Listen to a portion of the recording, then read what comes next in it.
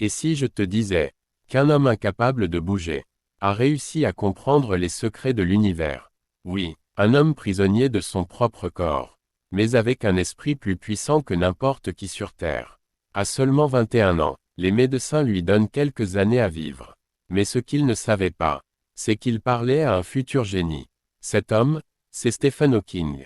Aujourd'hui, tu vas découvrir l'histoire incroyable d'un homme qui a défié la mort pour percer les mystères des trous noirs et de l'univers lui-même. Cette biographie, qui semble largement filtrée, donne une image proprette, bien rangée et souvent un peu sèche de la vie du célébrissime savant.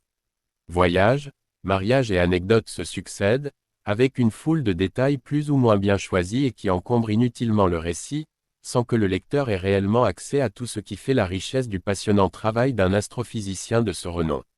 Sa vie est banalement racontée, en suivant l'ordre chronologique, depuis sa naissance.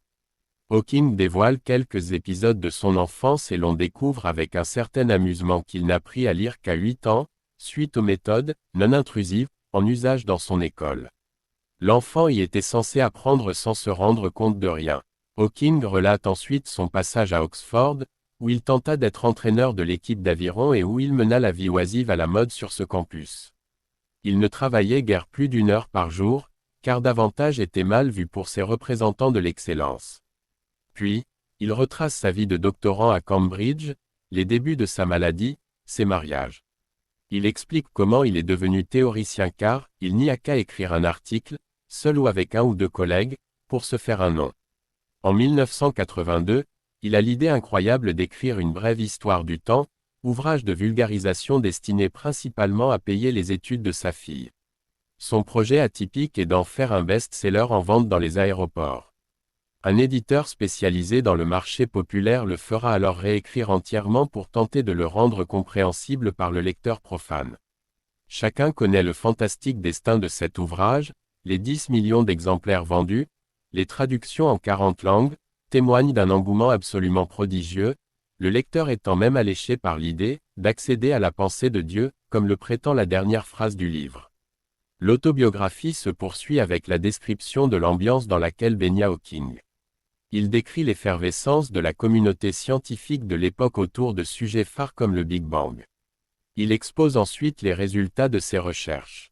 Cela devient subitement bien moins lisible pour le grand public. Le style plutôt abscon de son best-seller ressurgit et le lecteur novice se perd assez vite dans le labyrinthe de notions comme le temps imaginaire ou le tenseur énergie-impulsion quantique. Ce style faussement simple, puisque tout doit être réécrit sans équation, rend finalement le texte encore plus ésotérique. Si le lecteur a parfois l'impression d'être au bord de comprendre, il se rend vite compte qu'il est englué dans une sorte de trou noir déconcertant. En revanche, Hawking est lucide sur l'absence de compréhension spontanée de son premier livre, mais il espère néanmoins que celui-ci aura permis à tous de ne pas se sentir exclus des grandes questions intellectuelles et philosophiques. Lucide aussi sur sa fantastique notoriété, il explique que son terrible handicap fut finalement un atout. Il n'eut jamais l'obligation de donner des cours et, selon ses propres termes, correspondait à un certain stéréotype du génie au corps difforme. Cet ouvrage plutôt superficiel est constellé de très nombreuses photos, et cible ainsi clairement ses fans.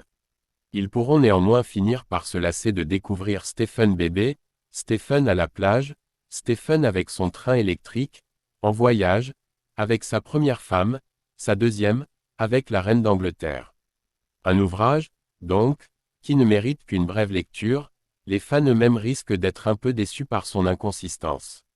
Si cette histoire t'a inspiré, abonne-toi maintenant à l'Arme, laisse un like pouce levé, et dis-moi en commentaire, quel autre génie tu veux découvrir.